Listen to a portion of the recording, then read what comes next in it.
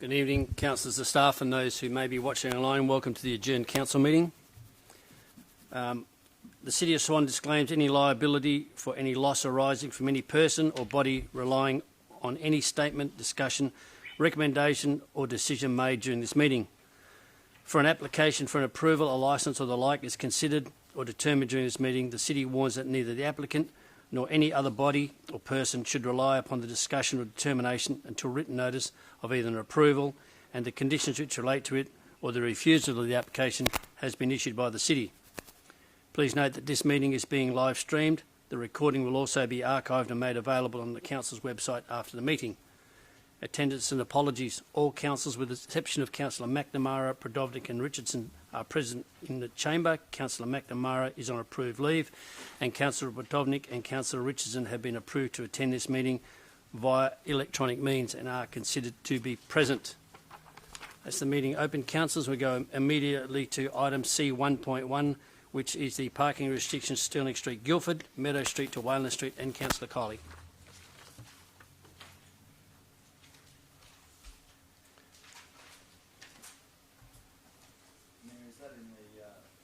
Supplementary agenda? Is that the one where we're looking for now? It's in the normal agenda, councillor, page 221. Normal agenda. Apologies.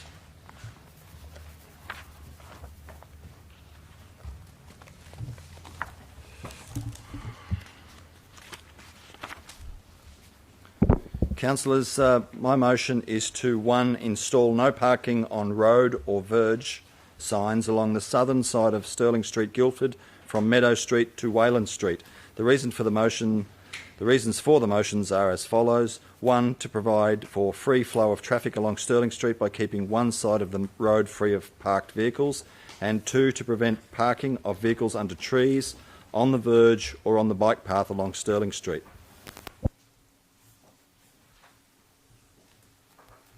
Thank you. We have a seconder, Councillor Johnson. Is anyone against? No one against. Okay, that carried. Councillors, now that takes us to item C 1.2, Councillor Johnson's procurement arrangements contract with councillors. Yeah, thank you, Mr. Mayor. My motion is to the council resolve to amend the city's procurement policy POL-C 116 and delegation of authority register to require that all future contractual agreements with City of Swan councillors, regardless of the value, come to the council for consideration and approval, with the exception of the provision of goods or services required in an emergency situation which may be procured by city officers through the standard procurement procedures. 2. That any future contractual agreements with City of Swan councillors have an annual renewal requirement. And 3. The list of city councillors with contracts with the city be reported annually in the public council agenda.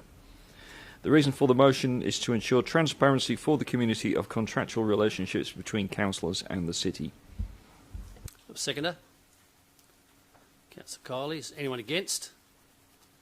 There is. Question, Councillor Jones. Does that include licence agreements? Mr. CEO or Councillor Johnson? It includes anything that comes within the definition of a contract. So if it is something that involves offer, acceptance, consideration and intention to create legal relations, then yes, it does.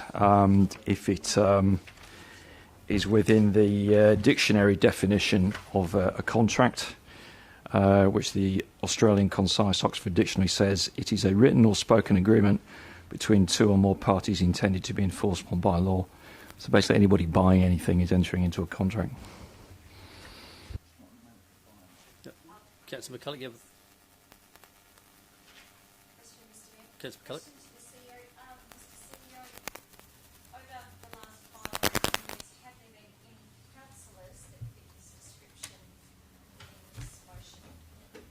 CEO. It's difficult to ascertain. By the way, Councillor Jones, can you please complete a form and tell me what the relationship is? Thank you. Before we proceed.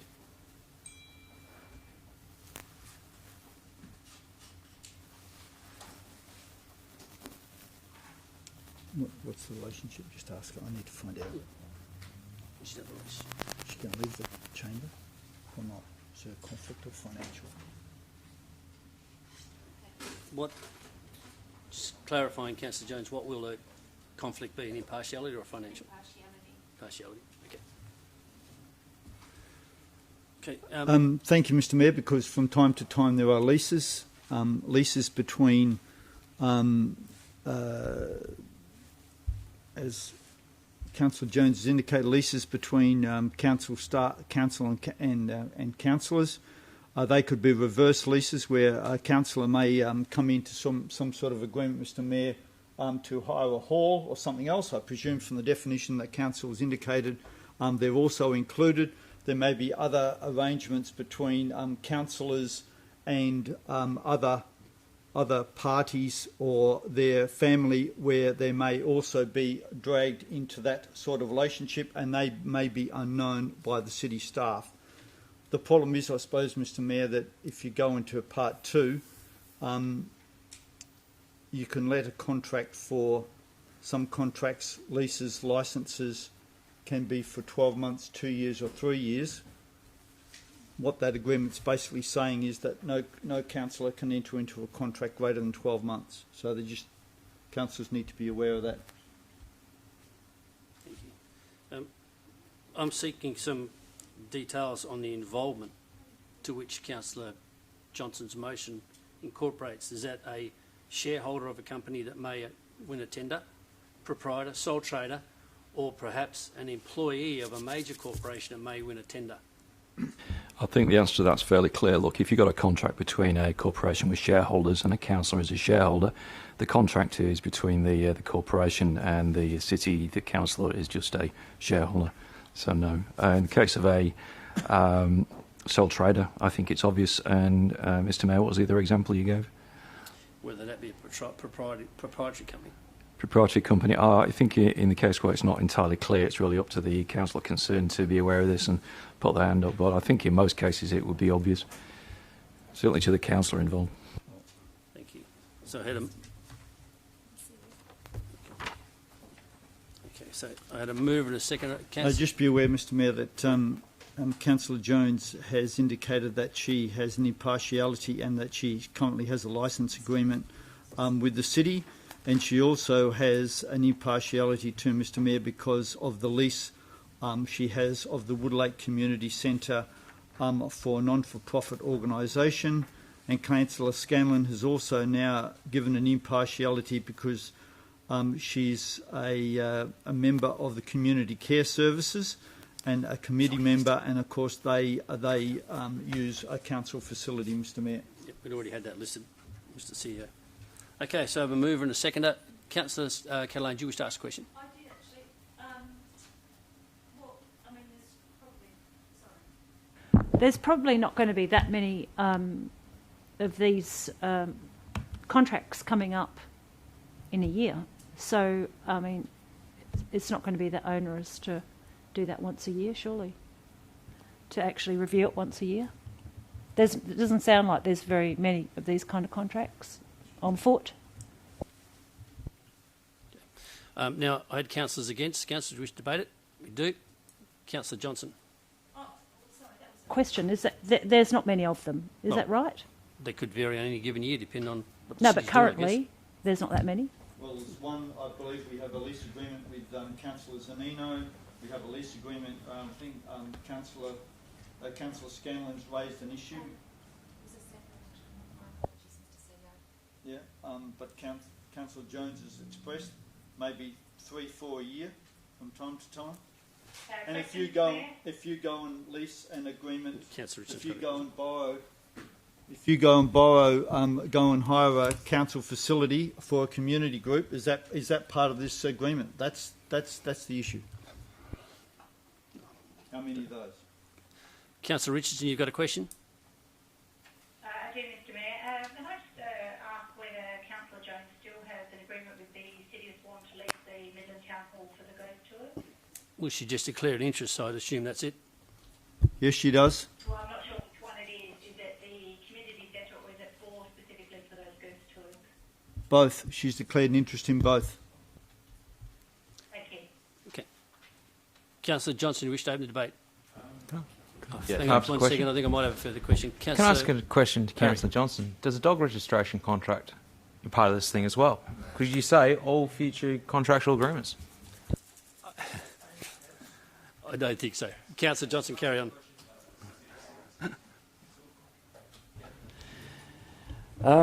Councillors, look, the purpose of this motion is to provide greater transparency to the community and all councillors when a situation arises where, for valid reasons, a councillor has a contract with the city. This motion does not affect existing contracts. We can't pass a resolution here to change existing contracts. This only applies to new contracts. And you'll see from the interests that have been declared and identified here today, it's not a huge number of... This doesn't happen very often. Councillors, let me give you a hypothetical example. So let's imagine that imaginary councillor X is a baker and is supplying donuts to the city's business unit reward and recognition programme. That's the BERT meetings. This hypothetical contract is for about $20,000 a year. Now, my understanding is the city can approve the contract without it coming to council. So is that right, Mr. CEO? That's $20,000 is within the delegated authority. Yes. Yeah. Okay.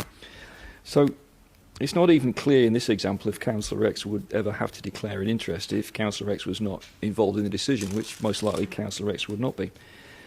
Currently, Councillor X would have to declare a related party transaction for the purposes of the annual report, but the details would not be included in the annual report. Just that all councils have made related party transaction declarations. Doesn't even include the dollar amount. Now, I don't think that related party transaction types of interest has to be declared in the annual return. Is that right, Mr. CEO? So we don't say councillors that it's a related party transaction with the councillor. It's just blank on that matter. Just list the amount of the related party transactions. Mr. CEO? Sorry, Mr. Miller, what's the question? We don't list related party transactions by councillor, so you couldn't identify that this, such as Councillor X has got a contract to supply donuts. Yep, okay. So now, as we have identified in this meeting already, the contracts with councillors are no secret. You know, there's no secret here, and there's nothing wrong with them. But there's currently no publication to the public. For instance, in the case of hypothetical Councillor X, is supplying donuts to the BERT meetings. There is no such contract. There are no bakers on council. But if that situation arose, there wouldn't be any obvious way of identifying that. What this motion does is to require that this council approve future contracts of this nature. And if a contract is awarded to a councillor, that the contract be renewed each year for reasons of transparency and accountability. And a list of contracts with councils be reported annually in the public agenda. Now, earlier on, we've had a bit of discussion about what's a contract, and I think we understood, I think we've gone through that, both the legal and the Oxford Dictionary definition. Look, as well as a document with contract written in big letters at the top, contracts can be leases, purchase orders, credit card transactions, even cash transactions, all kinds of things can be a contract. What is a contract with a councillor? The report says it's hard to tell, but it's really up to the councillor concerned to own up if it's not completely obvious. If the contract is with the councillor as a sole proprietor, it's obvious. If it's a partnership or a private limited company, then the shareholding is obvious and should be declared by a councillor. But in the case of a public liability company where the councillor is a small shareholder, the contract is with the corporation, as discussed, and does not need to be declared, except in your annual return. The actual situation with related party transactions on the city, when you first look at the annual report, initially it's quite alarming, but it says there's $9 million worth of related party transactions, but don't panic, councillors, it's not as bad as it looks. That's nearly all the EMRC. So for some reason we're not splitting out the EMRC from other related party transactions. If you remove the EMRC, there are apparently about $9,000 of related party transactions with key personnel, which could include councillors, key management personnel, or their immediate family in the annual report. So we don't know where that $9,000 is. 1 minute remaining, councillor. It's completely lawful. Compare it with Joondalup, Bassendean, Bayswater, it's nil. Look, councillors, we need more transparency. In the fictional scenario where a significant part of a councillor's income comes from a contract with the city, would that be a healthy situation? We don't have that situation right now, councillors. Well, think of imaginary Councillor X who owns the fictional bakery that might go bust if it were not for the hypothetical donut contract. Would that imaginary Councillor X be more or less likely to vote for the officer's recommendation?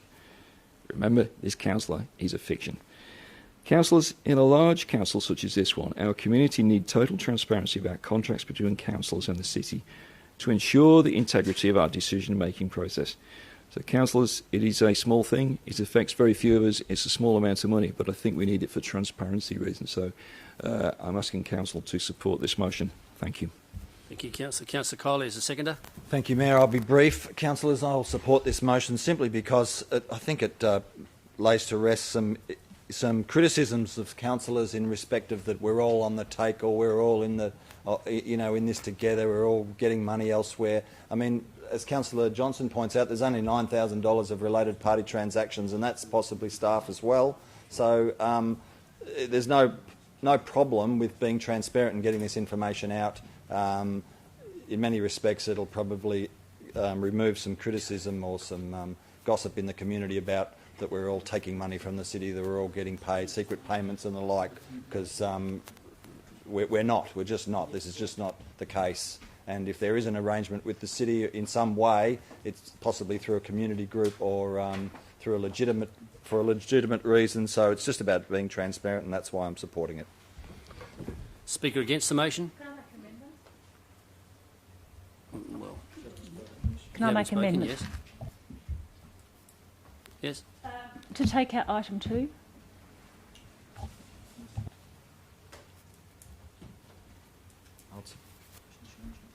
Well, that would have to be the mover and the seconder. I'll be happy with that. Need to seek advice, Mr Mayor, because I've previously been advised by staff that I could not have a motion that affected current contracts with City of Swan councils, because that would terminate the contract or affect it in some way, and we're not able to do that. Perhaps the CEO or some other member of staff can advise. Can you give that advice? Possible? Sorry, through you, Mr Mayor. Councillor Johnson, item 2 is that any future contractual agreements have an annual renewal requirement. That's what Councillor Catalano is seeking to remove, correct?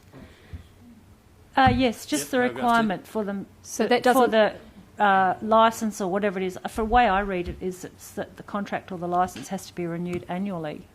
So that wouldn't... That's So- not about retrospectively applying... No, that's about removing that It's requirement. just removing that clause. So it's really up to the... And the second's okay with it? Yes. Okay, that comes out. We go back to the other motion. Speaker against the motion.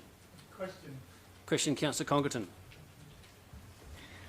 And I'm not sure who can answer this. It seems we're into the hypotheticals. So the hypothetical, Mr Mayor, is the Prime Minister comes to town without notice. And he's coming to the town hall.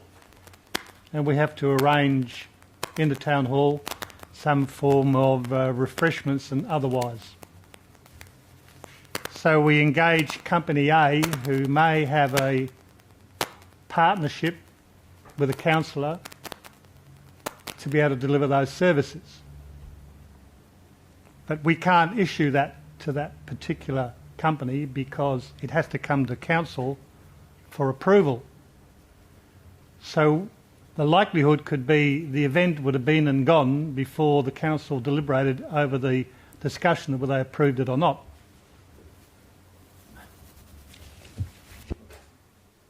Mr CEO, perhaps? As you said, Hypotheticals. We just enter X as company X, company B. Company C? Yep. Another hypothetical, councillor? And I'll give you a hypothetical answer, yes. Possibility. Now, back to Speaker against the motion. Councillor Congerton, if you first hand up. Thank you, Mr Mayor and councillors. I'll keep it very, very, very, very brief. I'm quite happy that the councillor involvement of the procurement that would have a financial interest has to exclude themselves from the decision-making process. And it's important to note this process would not only impact the council but also other suppliers who had a previous work or quote for work. So I can't, and if it's only $9,000, I don't even know why we're entertaining it. Thank you. Speaker for the motion. Councillor Catalano. Yes, thank you. Actually, I think item 1 might actually provide, in a case where there's an emergency, like, for instance, the Prime Minister's suddenly landed in town and you've got to book the hotel, the town hall, and you've got this terrible partnership thing and it's all too hard. There are emergency situations where it can be done through standard procurement procedures. So I think that seems to be well covered in that motion.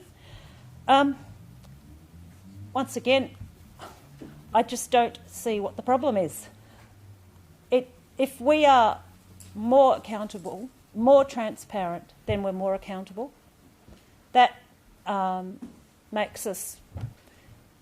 There's the community, the ratepayers are reassured. There's greater transparency. We're accountable. There's reassurance. This actually works for everybody. It helps us as councillors know what the boundaries are, and it's like no big deal at all. You just say that this is going to happen, bring it to council. What's there to be afraid of? I can't see why there'd be any problem with adopting this motion. I think that it works well for council, it works well for the community, and it works well for maintaining trust in our relationship with the community, the ratepayers, the residents, and for maintaining their trust in us. And I think it's time that we just maybe saw ourselves as equals to our ratepayers, and that actually we actually haven't got anything to hide. So Point of order, Mr Mayor.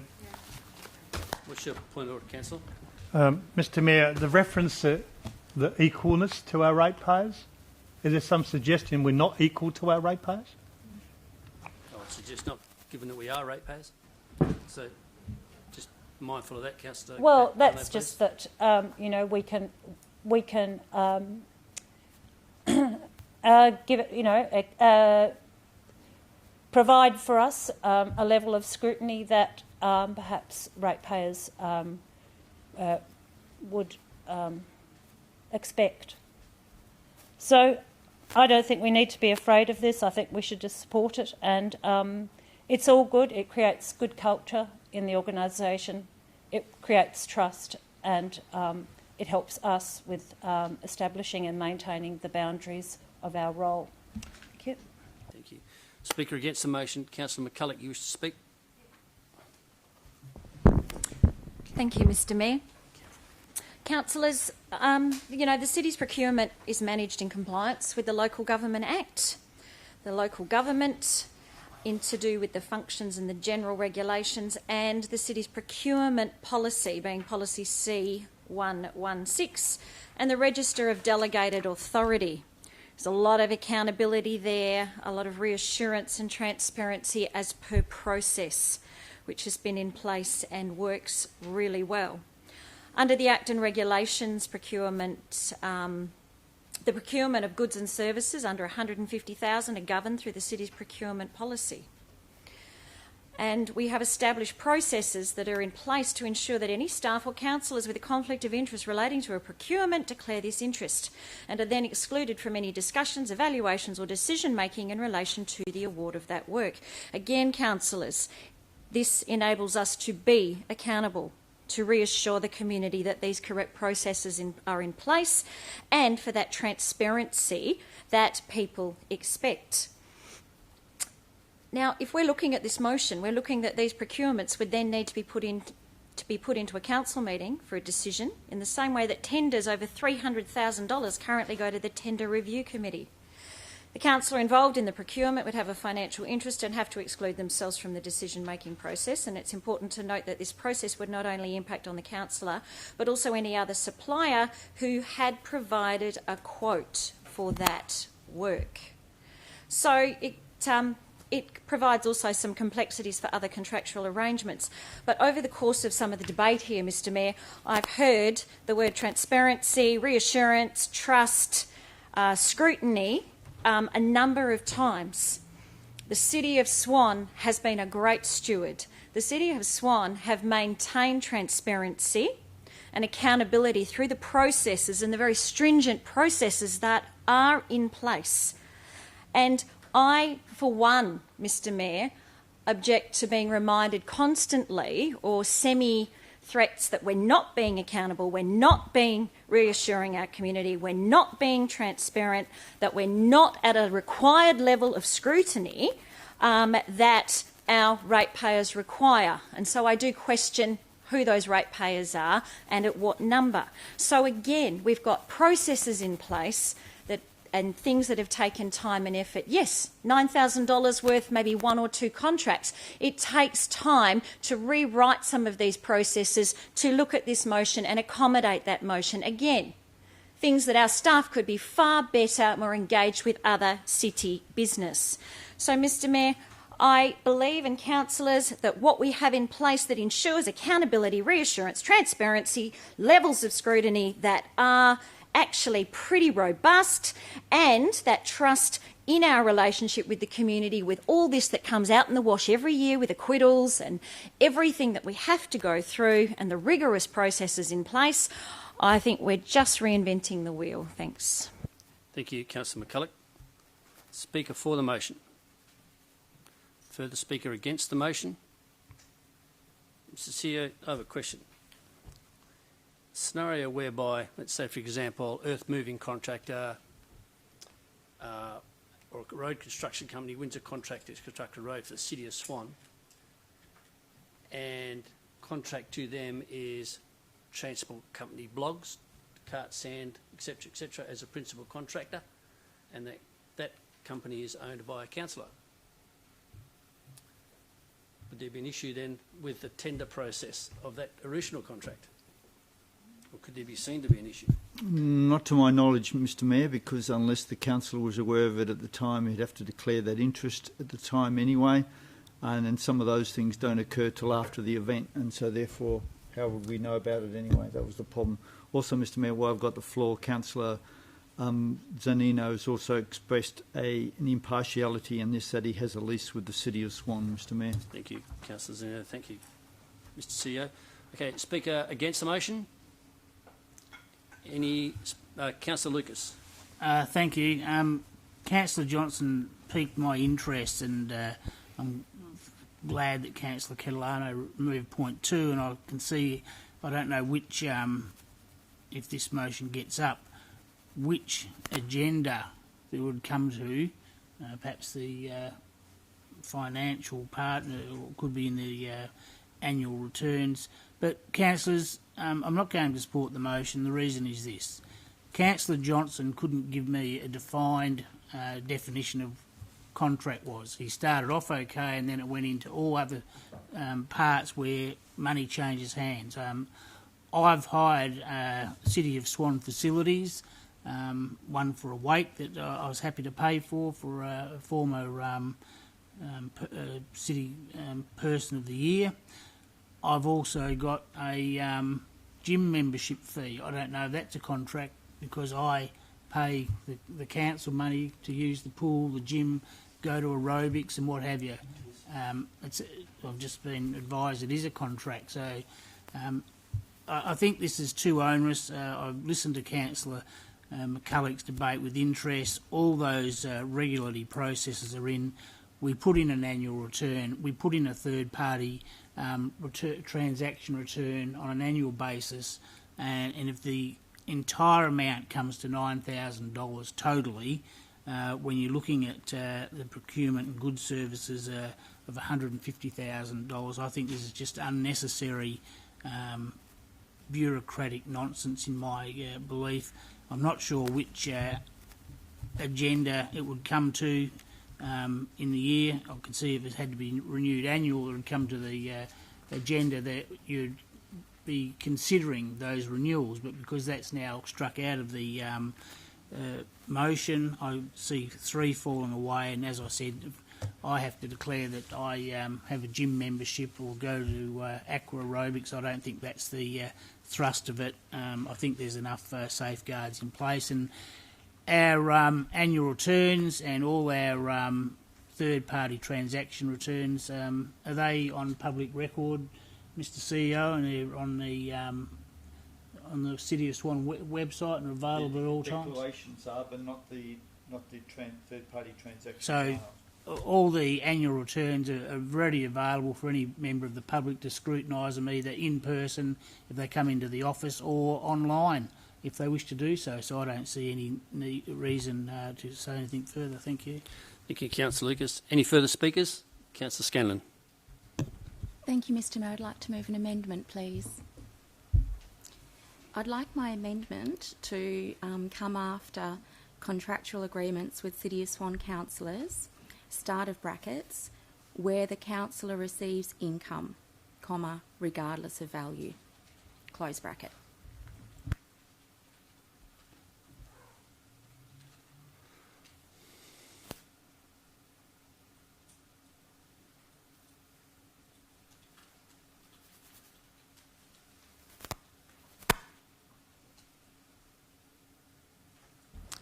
Councillor Parry, you got a question? Yes, I do. Does that include grants if you're in an association such as schools and all those things that you work with as well?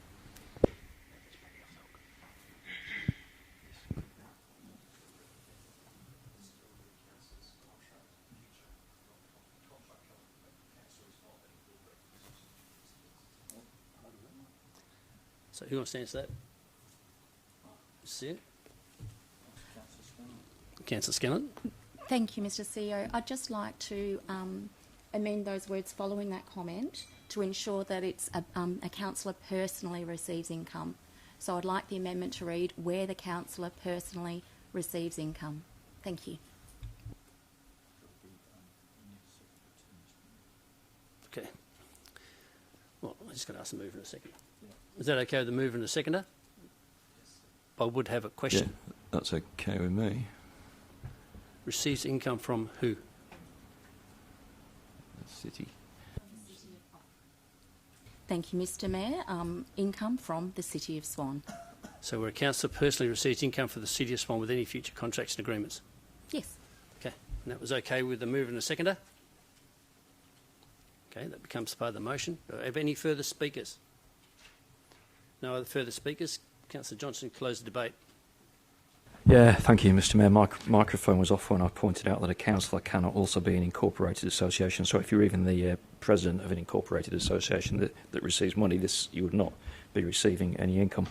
Look, staff can choose the month in which this is reported. A gym membership may be a contract, but is not a procurement, so it is not called out by this. Councillors, it won't take much time. Councillor McCall said it would take an awful lot of time to do this. Well, it wouldn't. The consultation with staff has already been done. What we just need to do is to amend the policy and bring it back to council for approval. Some councillors sort of thought that there's only an issue of influence where the specific agenda item that a councillor has got an interest in comes to council, but councillors, in my view, there is a perception of influence if a councillor is receiving income from the city on other agenda items as well, and that is one of the things we're seeking to eliminate, make it more transparent. Right now, I should say that there was a discussion about transparency. There is no transparency to councillors and the community where a councillor receives a contract and gets income when it's issued under delegated authority. There's no way of dictating that, although I guess they could look at the annual return, but it would be better to have greater transparency. We already have this information. All we're doing is publishing it once a year, so there's no new scrutinising, it's just existing information. The annual report is a concern to me because if you look at the related party transactions, it says $9 million. But members of the public might be concerned. It's actually only 9,000 because most of that $9 million is the EMRC. So we're just trying to split that out. And in the event of an emergency situation arising where we need to provide light refreshments to a Prime Minister, well, councillors in that kind of tea and cakes situation, I see no reason why we could not just go down to Miss Maud's or choose another supplier. I don't think that's a concern, and it could be considered to be emergency if he suddenly turned up. So I don't think that's a reason to vote against this. Councillors, this is just about increasing transparency and reducing perception of influence. So councillors, it's not onerous. We've already got the information. It's just putting it out there, making it a bit clearer what's going on, and just clarifying that $9 million is mostly the MRC. I would really strongly recommend that councillors support this one. Thank you. Thank you, Councillor Johnson. Those in favour? We have 1, 2, 3, 4, 5, 6. Rest are against. Yep, the motion is lost. Takes us now to item C, 1.3, Councillor Kiley, Guildford Tourism Signage. Thank you, Mayor. Councillors, my motion is to note the state government funding commitment for tourism obtained by the Guildford Association Incorporated and part thereof since allocated to fund this initiative. 2, note the concept design attached for dual naming signage to be installed at 5 entrances into Guildford, 2 at Swan River crossings, 1 along Great Eastern Highway without the Swan River element of the sign, and 2 across the Helena River crossings showing Mandoon Bilya, meaning Helena River or Helena River, to signify the Indigenous name for the Helena River. And 3, note the consultation undertaken to date with the Guildford Association members, representatives of the local Indigenous community, Main Roads, National Trust and Heritage Council of WA.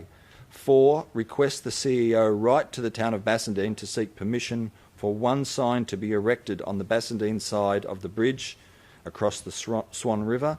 And 5, undertake further community consultation on the proposed signage funded with Guildford Association allocation of tourism grant with relevant stakeholders and the broader community and report results back to Council. The reason for the motion is to ensure that community and stakeholder views are considered as part of the dual naming signage project. Thank you. Do I have a seconder? Councillor Johnson. Is there anyone against? Question, Councillor McCulloch. Yes, thank you, Mr. Mayor. Maybe through the CEO. This has been quite a long time in train, and I thought a lot of these processes, Mr. CEO, had been done in regards to the community consultation and even the town of Bassendean with that sign to be erected. Mr. CEO. Mr. Coaten might be best to answer, Mr. Mayor, or Councillor Kiley. Thank you for the question, Councillor McCulloch.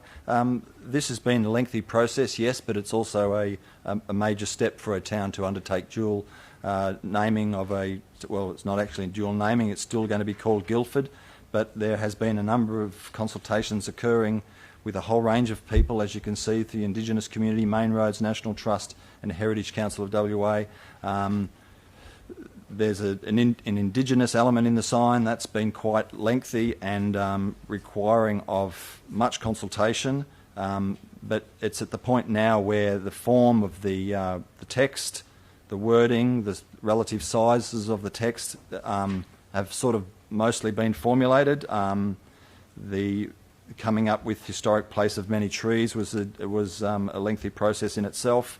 I've worked closely with staff, or the Guildford Association have worked closely with staff to change elements in there to be respectful of the Indigenous community as well as the history. So basically at this point it's ready to go out for a broader consultation because it's not, apart from the groups that have been consulted to, it hasn't gone out to the broader community as yet, and that's what we're looking to do.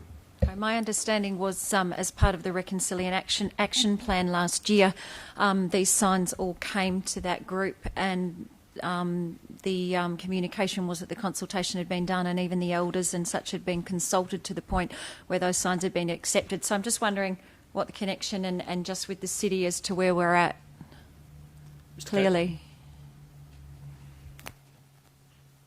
Part of the issue is that a lot of consultation has been done. There's been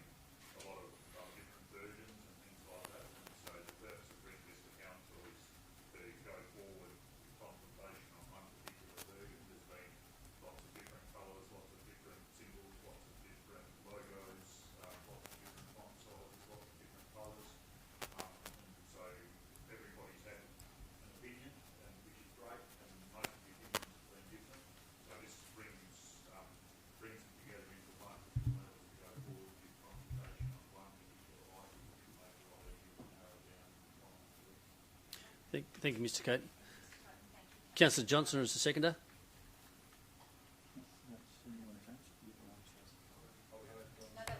Okay. I've got a question, sorry. Is anyone against the motion? Question, Councillor Henderson. Mayor, the brand name Mandoon has been utilised commercially very effectively, and I wonder if staff in the consultation process have seen any conflict between what's being proposed here and what Mandoon Estate have done so effectively. Staff. Mr. CEO, have you got anyone that can answer that one? Councillor Coley. I can, Mayor, through you. Sorry, thank you, Councillor. I have, or the Guildford Association has approached Mandoon Estate and explained the concept and the use and so forth. That was part of the consultation. I believe there is a response from Mandoon Estate in support of the overall initiative. I think the belief was, and I can confirm it with an email if you like, Councillor, that this would be supportive of Mandoon Estate in what they are doing as well. They are separate entities, but Mandoon is an Indigenous name and not particularly owned by one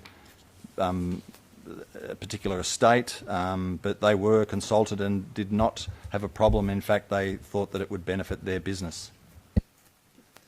Thank you. Councillor Lucas, you got a question? Just a question, and perhaps Councillor Coley can take it, perhaps a comment. I've previously asked that both Derbyl, Yerrigan and Swan River be in the same size font, and they are, but one's bold and one is not. I think they should be on equal footing, if you can take that back. And also Mandoon is in a font size which looks like it's one small. It's both Mandoon and Guildford are bold, but they should have equal footing and equal size. Thank you. That can be taken on board. Okay. Any further questions, councillors? Is there anyone against the motion? Be no one against, declare it carried. Okay, now we go to C1.4, which is Councillor Colling funding for VCA 88.5 Ellenbrook Community Radio. Thank you, Mayor. Councillors, my motion is to, 1, seek to reach a broader cross-section of the community and potentially those at greater risk during and after the COVID-19 pandemic by providing radio VCA 88.5 FM call sign Ellenbrook Community Radio Incorporated with sufficient funds to increase their capacity and certainty to deliver community, health, public service, youth, business, emergency service and any other appropriate City of Swan messaging during the current crisis. To, in effect, supplement other existing communication channels. 2, promote the Radio VCA 88.5 FM radio service via our existing social media channels to ensure the ratepayers are aware of this alternative source of information. 3, enter into a memorandum of understanding with Radio VCA 88.5 FM to remain in place for 2 years to provide up to a daily average of 7 minutes in the hour, specifically for City of Swan messaging, as covered in Part 1, and 3 minutes in the hour average to promote local businesses for free. 4, allocate $25,000 to Radio VCA 88.5 FM to promote business activity in the City of Swan and help deliver emergency, and I want to add in, and other messaging as deemed appropriate, full stop. So that'll be... we'll take out the bit of COVID-19 I just had. Full stop after appropriate, and that would be it. Yep. Thank you. Do I have a seconder? Councillor Catalano. Is there anyone against? There is. Councillor Coley, wish to open the debate? Thank you, Mayor. Councillors, this deal, if you like, or agreement would be of great benefit to the ratepayers of the City of Swan. It is a really good deal for the ratepayers. It's a good deal for the city and it's a good deal for the radio station. It is the ultimate win-win situation. Well, not necessarily ultimate, but it is a good outcome for the ratepayers and for the station as well. So, councillors, I have distributed some information today to you on your desk. We have here this one here. If I could just take you through a bit of information. First of all, how many people actually listen to the radio station? This is a concern of some councillors that I've spoken to. According to the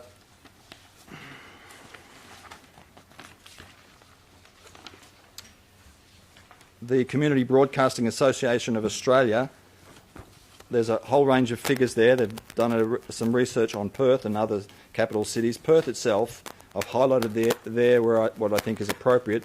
There are 213,000 people across Perth, or 14% listen to community radio, but not ABC and SBS. So by removing ABC and SBS out of the figures, we get a figure of 213,000 people across Perth listen to community radio, with an average number of hours of 16.4 within the week. Now, how does that translate to City of Swan? We are looking at, we roughly make up 10% of the metropolitan Perth population. So we're looking, if we take 10% of 213,000, we're looking at 21,300 people. But there's another station there that also chews into that 21,300 people. It's Curtin FM. Would take up a lot of that listenership. But that figure alone represents the potential that is there in the community that exists for listening to community radio, 21,300 within the City of Swan. I also note that another way to look at it, if we had 155,000 people in the City of Swan and took 14% of that, we're looking at 21,700 listeners.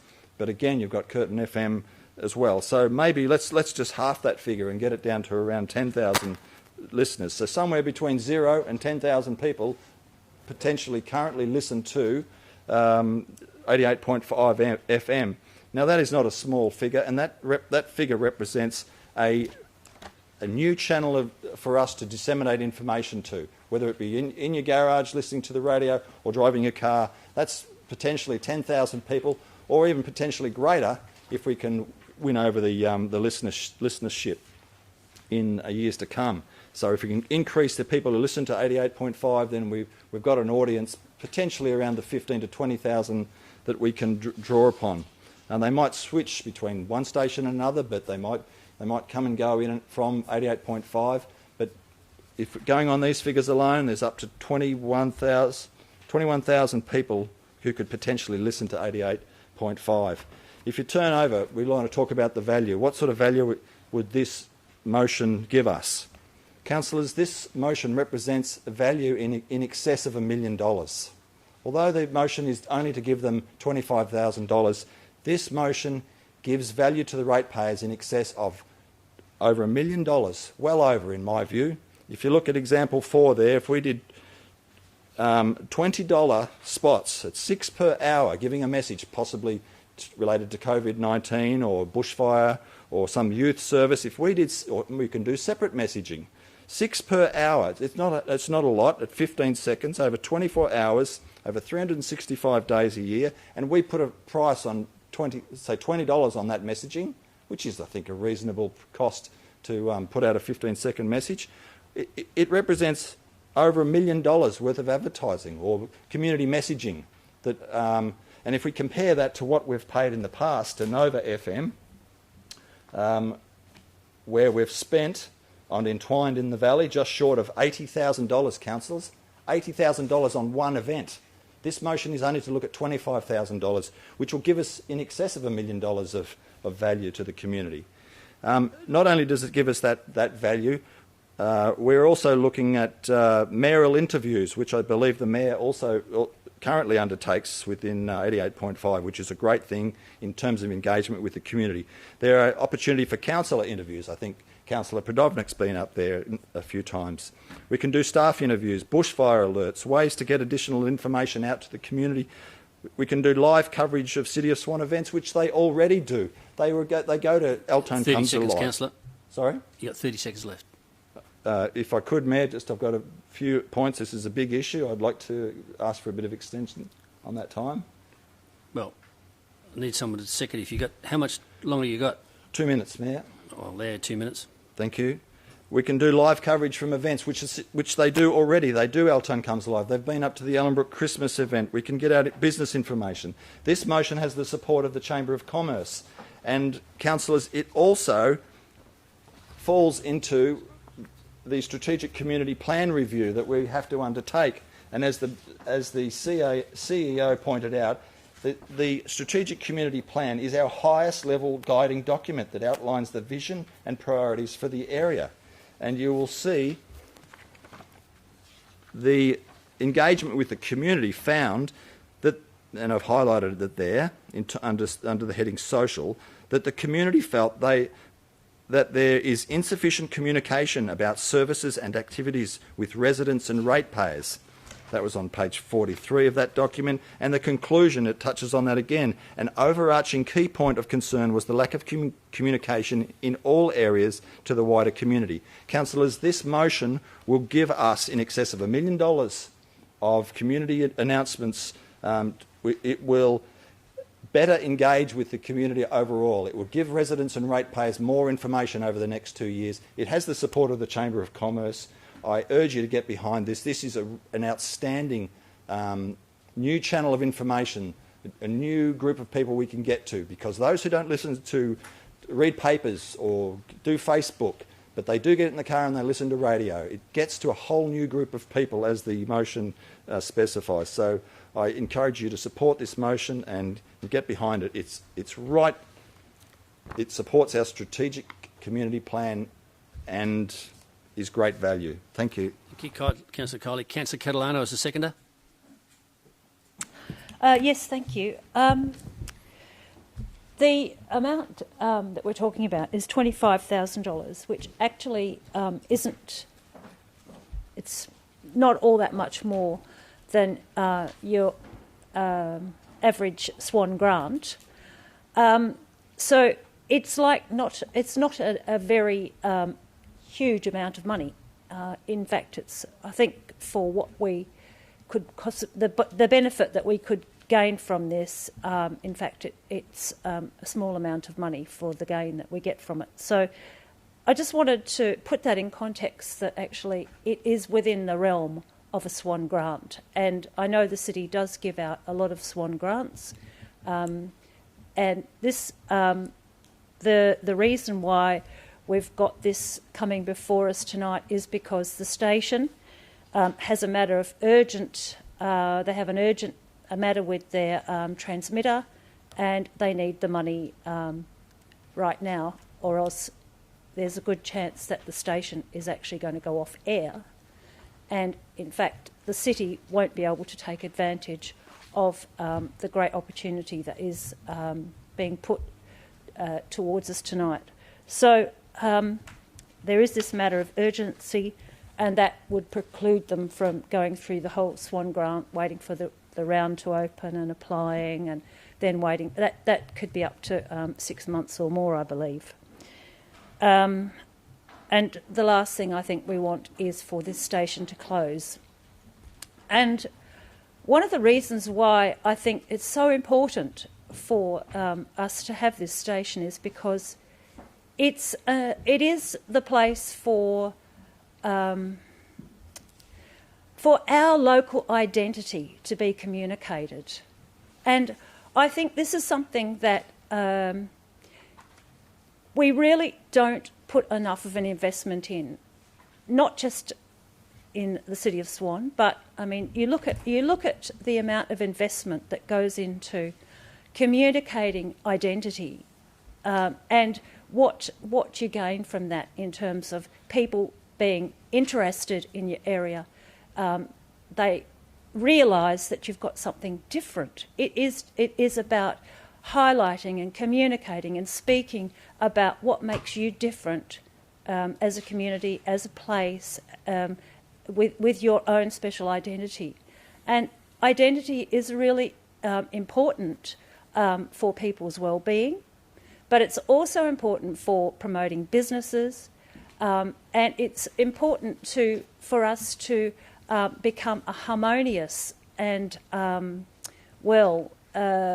connected community.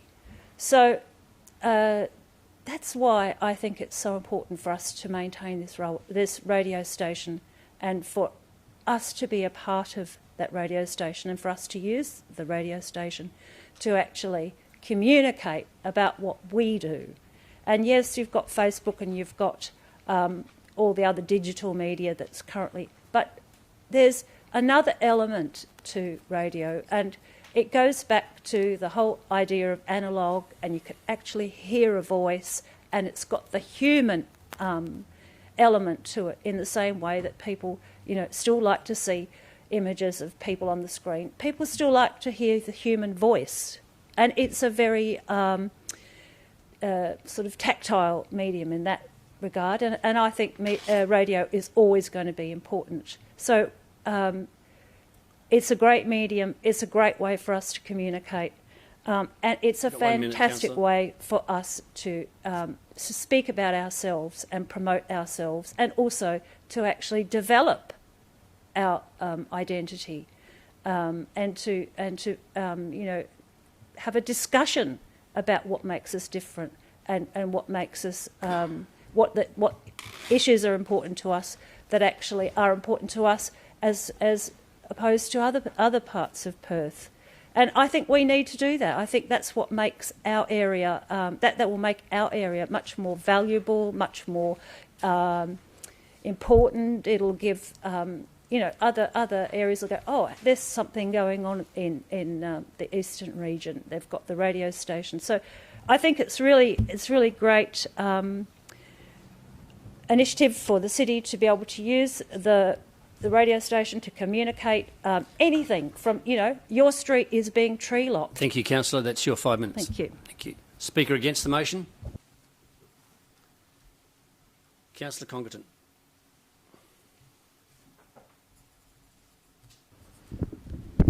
Thank you, Mr Mayor, councillors.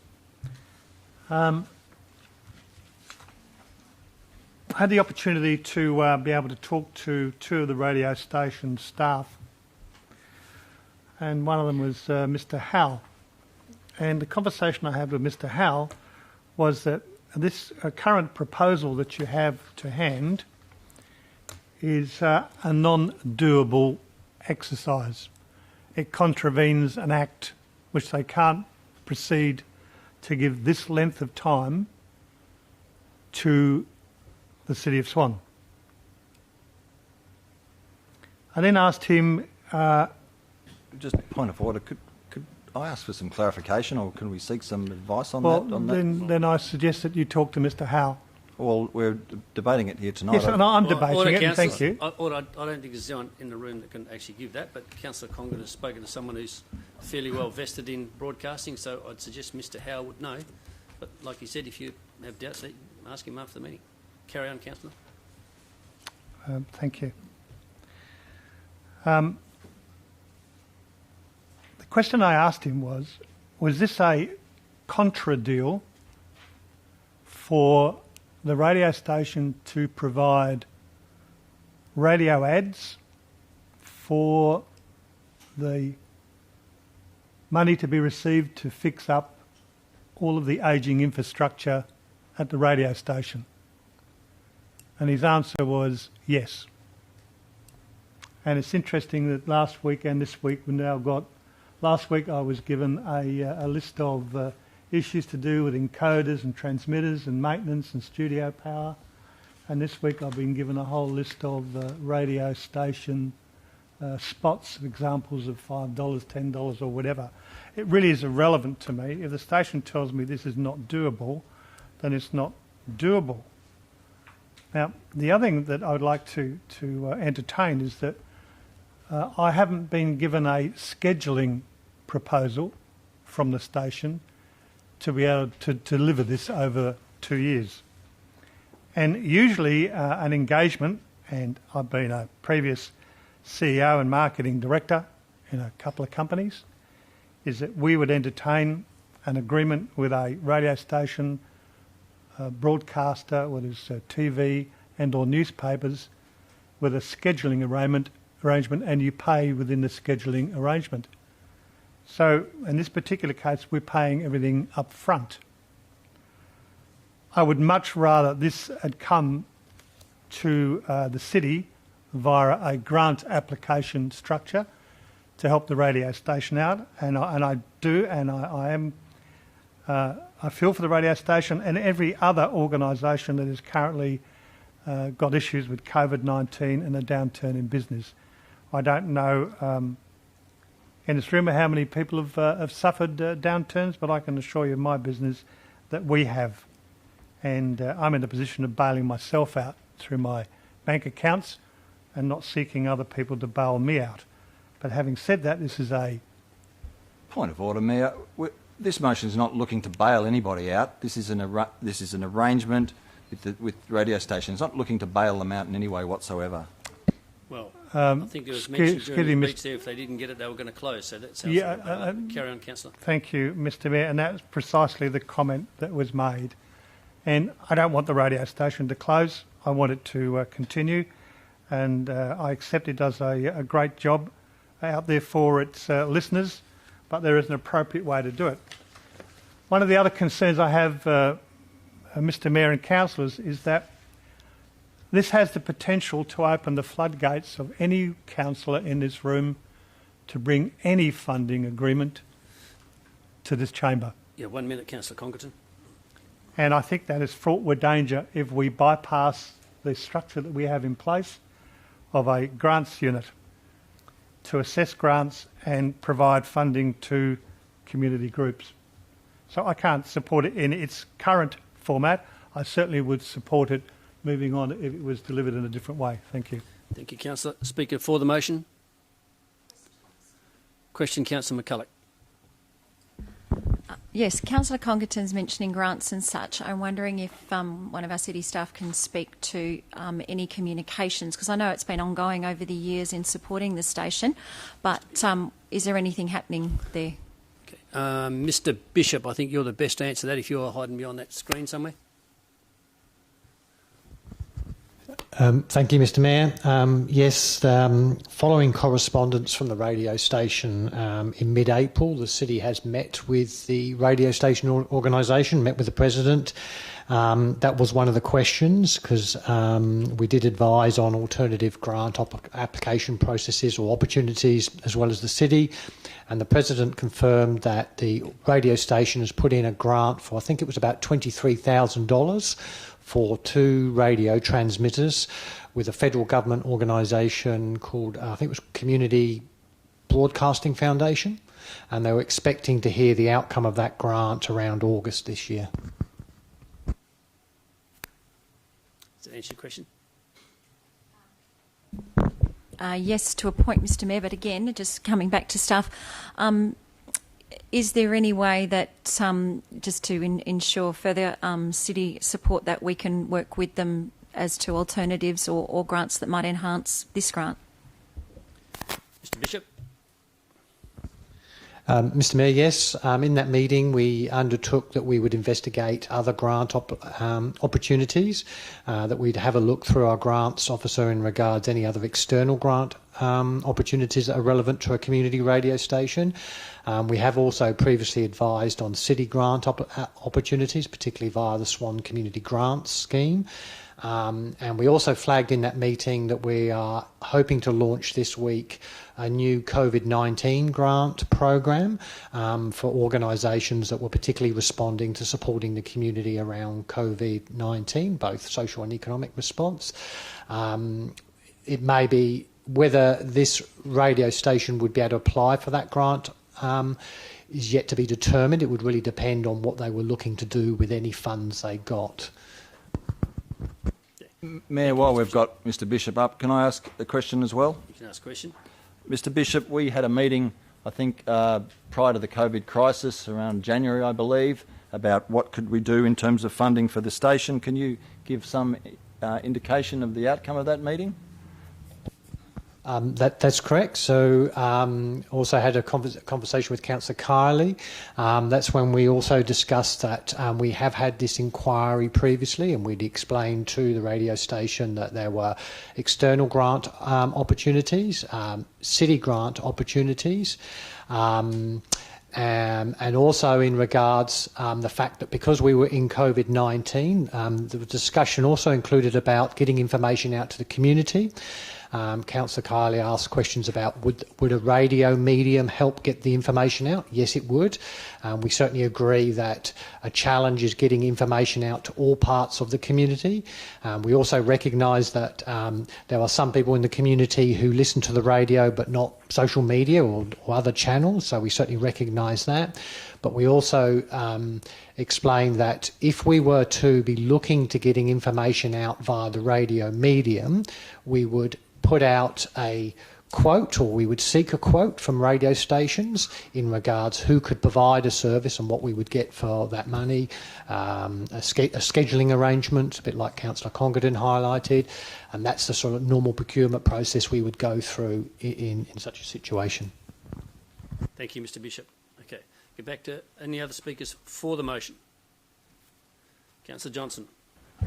Yeah, thank you, Mr Mayor. Look, Mr Mayor, I'm hearing a lot of commentary about allocating the $25,000 here to this radio station, and it's a case of is it a grant or not a grant. Look, councillors, it's all coming out of the ratepayers' pockets, so whether it's a grant or not a grant, and it's being provided by the city, I think it's neither here nor there.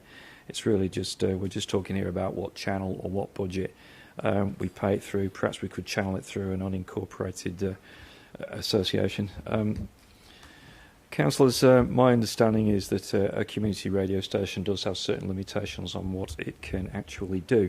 So, for instance, it could not broadcast more than, I believe, I'm not an expert in this, Mr Mayor, I had a chat with a colleague of mine who is a presenter on the station, and I've already checked if that's an impartiality. It's not. What I've been told is that they couldn't put more than 5 minutes per hour of commercial messaging out there. But this is community information, it's service that we're putting out there. We're not advertising, you know, Mr X's bakery that makes donuts. We're giving people information about, say, the pandemic, or information about city services that might be of value. Now, councillors, the reason I think this grant is important is that there is a demographic out there, and when I was out there door knocking in August and September, I met quite a lot of them. These were people in their, typically in their 70s and older. They don't use email, they don't have mobile phones, but they listen to radio, and they have adapted to FM and listen to FM radio. That's where they get a lot of their news from, especially community news. And these are the people who write very elegant, long hand letters and want their rates notices sent through the post. This service will reach that demographic. Now, in another part of the agenda, we have $310,000 for the youth, which, of course, we're all going to support. But to some extent, this proposal here of Councillor Kiley's Point of order, Mr Mayor, please. It's your point of order, Councillor. The implication we're all going to support something coming up down the track in the agenda. I'm unaware that everyone in this room is going to support items 2 and 3 and 4 down the agenda. Good point, Mr Mayor. Councillor Congredon is accusing me of mind reading. I can assure him I'm not doing that.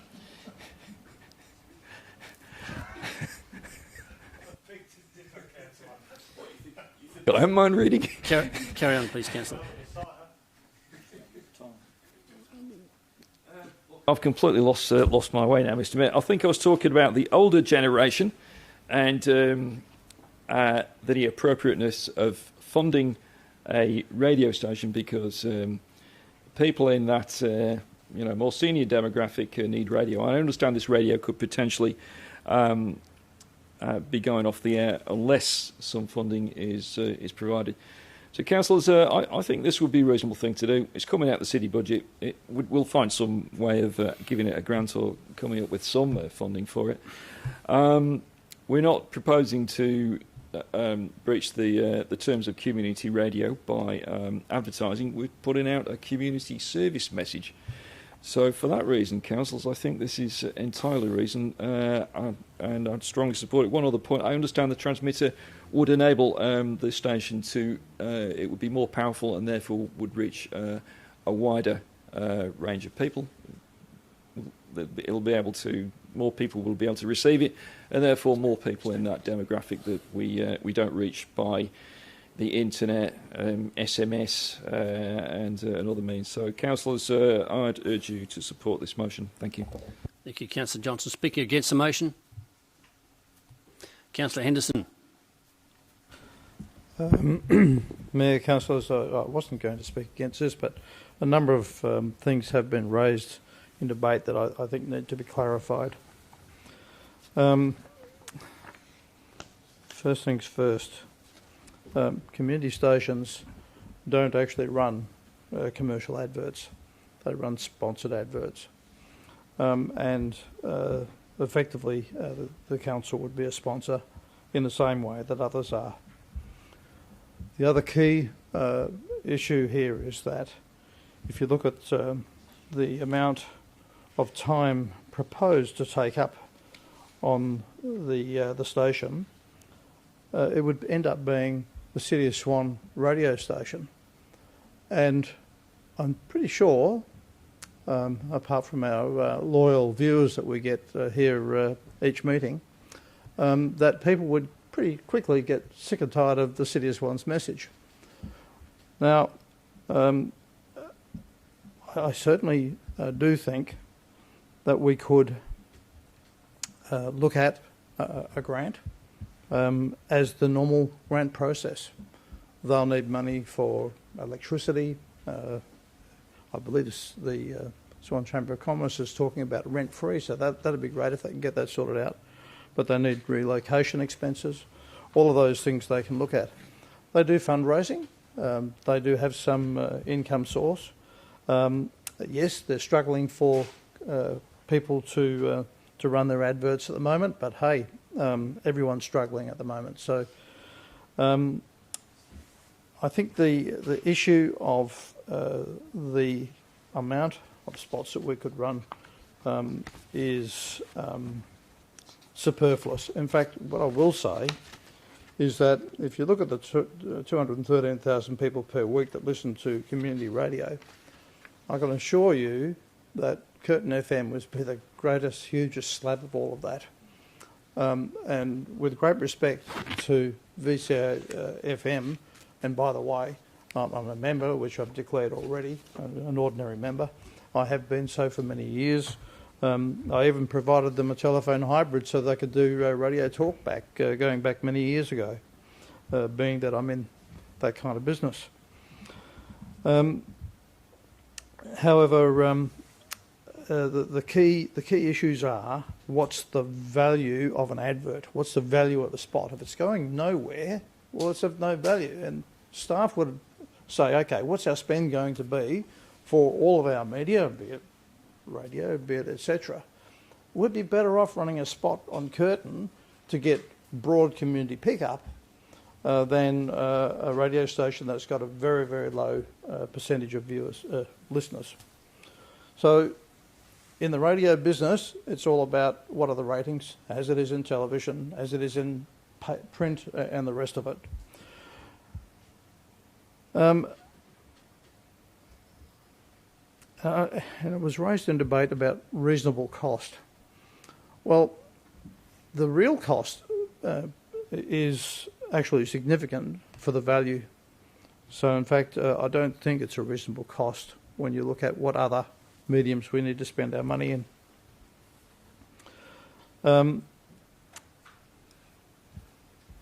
Now, just want to talk about transmitters.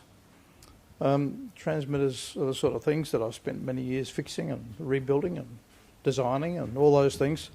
To say that this one's going to fall over and die tomorrow is not necessarily true. It might go for another 2 years.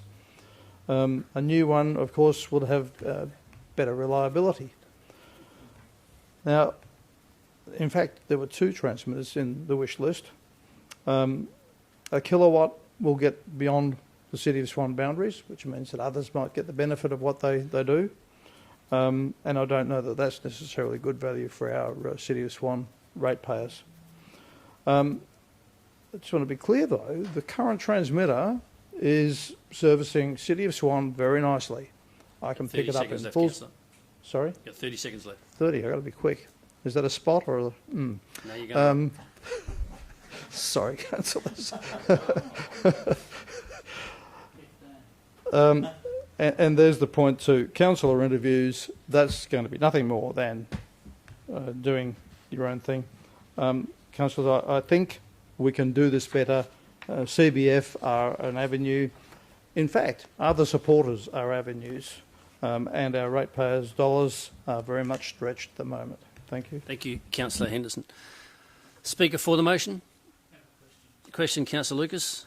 Yeah, I'm in a bit of a quandary, and I need to know if the motion gets up, it seems to be linked that we're buying airtime to advertise City of Swan events. Is there anything to prohibit the radio station spending that money on capital infrastructure? Mr. CEO? Well, that's where I'm in a bit of a dilemma, councillor, because the motion doesn't talk anything about a transmitter, and it was only brought up in the seconder. So that's the problem, councillor. Can I answer that, Mr. Mayor? Oh, go on. The motion is to enter into an MOU with the station because they are willing at this moment, they are so desperate to get this funding that they are prepared to forego that level of airtime to get an upgrade to their infrastructure. Okay. The motion has elements to it. One is to provide $25,000 to upgrade their infrastructure.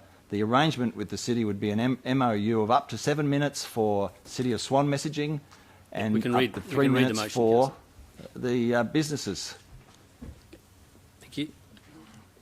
Further question, Councillor Lucas? Well, I just want to make sure, and the CEO said he's in a dilemma, so there's nothing to prohibit the radio station, if this motion is successful, of spending that money on capital infrastructure such as a new transmitter.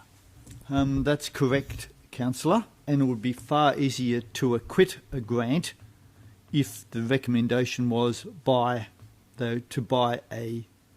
we were giving them a grant to buy a transmitter, because you could go out there and say, here's the transmitter, here's the thing. We're 2 years away, and we're paying the money up front. That's the problem. Further question? I'm just going to try and quickly work on a amendment. Okay. Further speaker against the motion? Speaker for the motion? Councillor Lucas, you're going to propose an amendment? Well, while you're doing that, Can we give Councillor Lucas a few moments, Mayor? Yeah, he's thinking I just want to address. Do you want to speak to the motion? All right, will you go after me? Councillors, no, I don't think there's any doubt in this room whatsoever that we'd like to see 88.5 continue.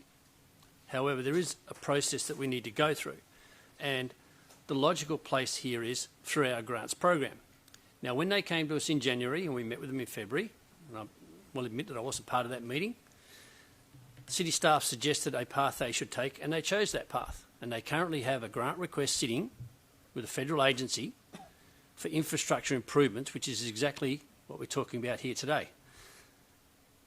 When that decision comes down, it's likely, from discussions with the President, he's very confident they will get that grant. So they will in fact have the funds to carry on with what they're doing.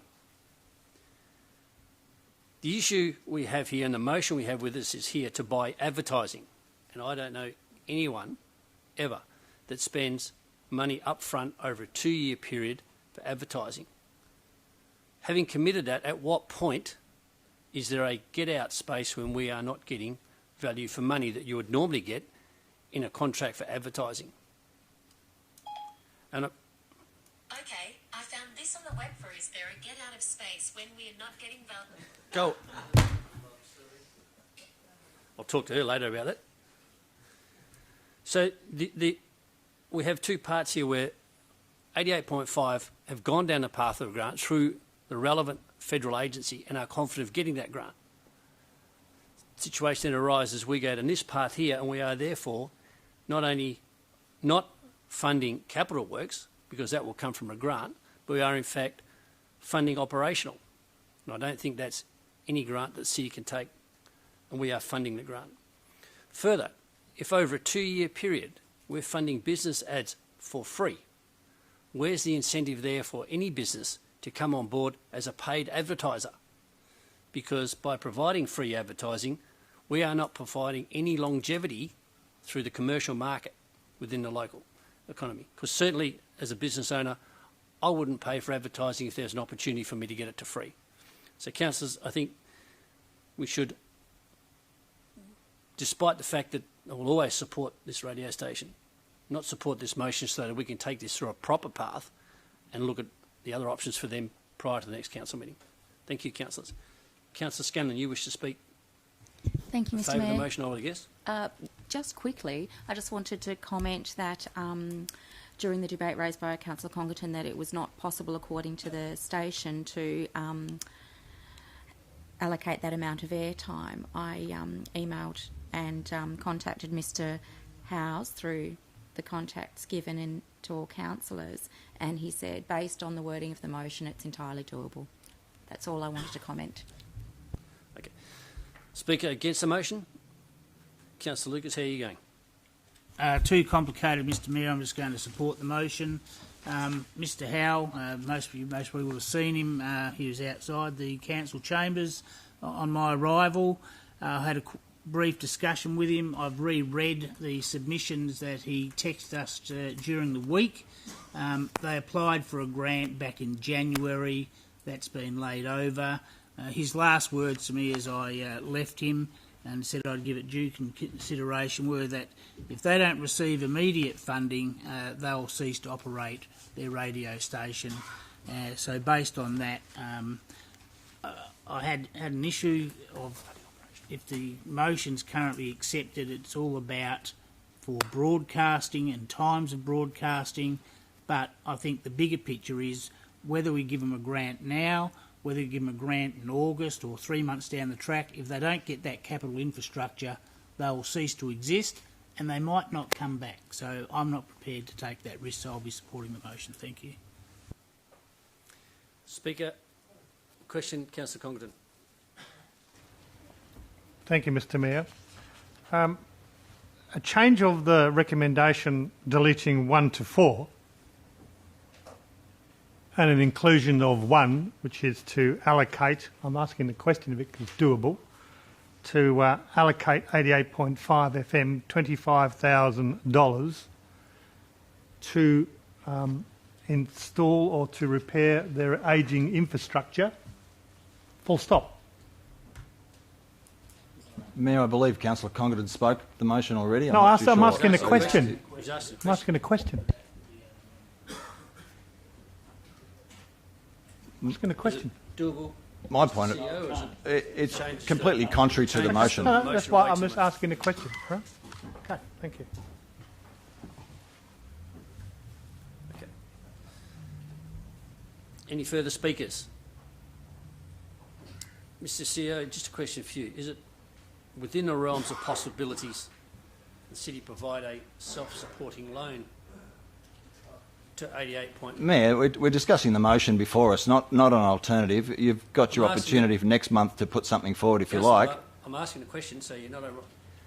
Is that a possibility that we could do that and then an arrangement be made at the point where they receive, if they receive federal funding in August? Is that an option? Yes, you could. Thank you. Thank you. All right. Any further speakers? No further speakers. Councillor Coley, if you'd like to close the debate. Thank you, Mayor. Councillors, this is an absolutely fantastic opportunity for the ratepayers in the City of Swan. If we don't go ahead with this, there's the opportunity for the station to turn around and say, oh, thanks for not giving us the money. We'll now start charging the Mayor for interviews on a Sunday. We'll start charging Councillor Prodovnik for interviews and the like. We'll start charging the City of Swan for every announcement. We'll start charging the City of Swan for every time that turns up to a community event. In fact, they could do that now. But this station is made up of such great community members, people that are professional, educated, willing to work for this community. Some, in fact, have run for council, or at least one has run for council. They are wanting to work for the City of Swan. They love this station. They want to put everything into this. They want to reach an agreement with the city where they can promote the City of Swan. We don't have anything out here. We've got the Echo. Didn't go to print, I believe, in 1 week. We've lost the Reporter. We can't send out mail to anybody anymore because it costs too much. Radio presents a very cost-effective means to get to the listenership. And our strategic community plan says it over and over again. We are failing as a councillor in getting messages out to the ratepayer. The community are telling us this.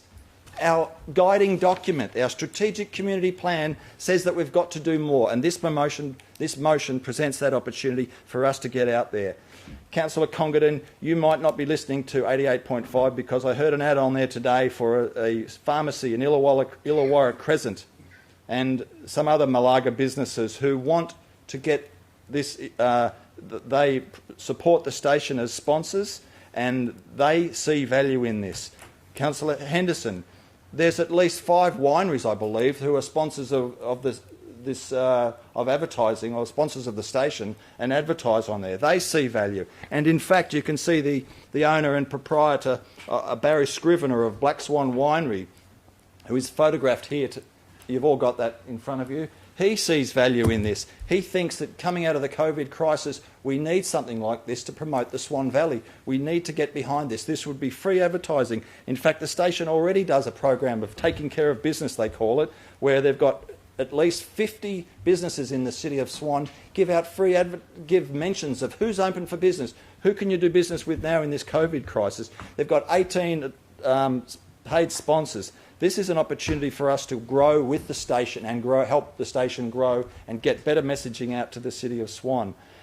If we don't go with this, councillors, it's going to end up costing us more, because if they start charging, then it will be way in excess of $25,000. We had talk about grants. Grants do not give us the opportunity to enter into a relationship where we get so much free community messaging out there. Sure, we can give them a grant, but you're effectively saying, let's gift them the money. Let's just give them the money and go away. This motion actually ties it in that we get the community messaging, you get your $25,000 and all the infrastructure upgrade you've got. You've got the capacity now to get out to a wider section of the community. You've got all the facilities there to really get out some strong messaging for businesses in the area and support the businesses. Councillors, I really encourage you to support this motion. This is a really good outcome for the city. It's a good outcome for our community. It's a good outcome for the social cohesion of this community. We need this station. They offer so much to the ratepayer of the City of Swan. Get behind this motion. Support it now, because they're supporting you every day. They do it for nothing. They do it out of love. They do it out of concern and for this community. Please support this motion. Thank you, Councillor Collick. Those in favour?